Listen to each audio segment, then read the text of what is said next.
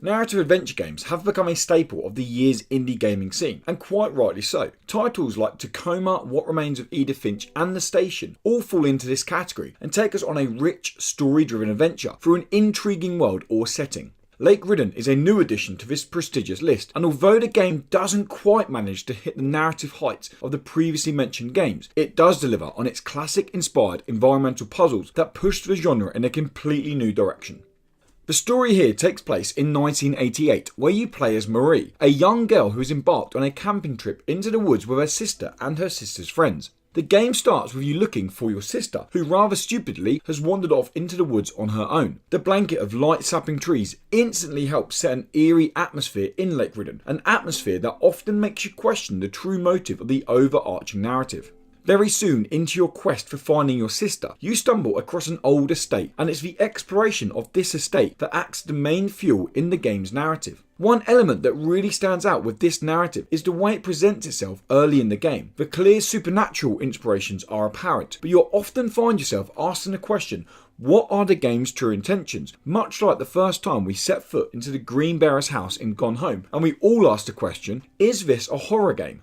To its benefit, the game leans further into these questions as you delve deeper into the mystery of Ridden. Thick, eerie fog and dark underground caverns all made for some moments of adventure that almost felt uncomfortable, but not in a bad way. Although this progressively growing sense of tension helps immerse you in the mystery of Ridden, the actual narrative itself doesn't quite hit the heights as it looks to promise.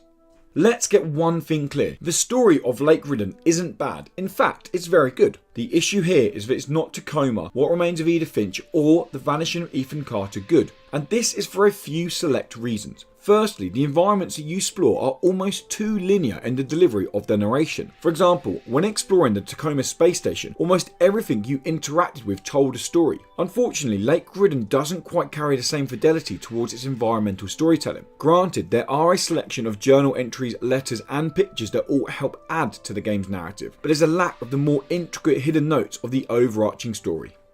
When we spoke to developers Midnight Hub earlier this year at EGX Rezzed, they mentioned how their approach on Ridden was What Remains of Edith Finch meets Myst. While they may not have hit the perfect narrative notes of What Remains of Edith Finch, they have most definitely delivered on the Myst front, offering genuinely challenging puzzles that seamlessly fit into the game's environment. It's these puzzles that are the heart of Ridden, and although completing them progresses the narrative, I was actually more excited by coming across the next puzzle and seeing what brilliance the developers had conjured up.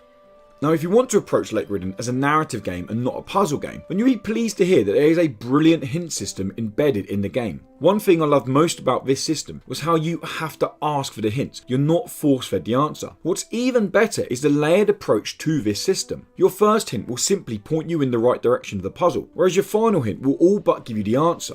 On so many occasions, I was torn between my ego of not using the system and the full-on frustration of wanting to be fed the answer. I won't lie, I did use the system on the odd occasion, and more often than not, the answer was a lot more simpler than I first thought. Having the choice on how much help you want is a brilliant addition to the game, especially when the puzzles here can get genuinely hard.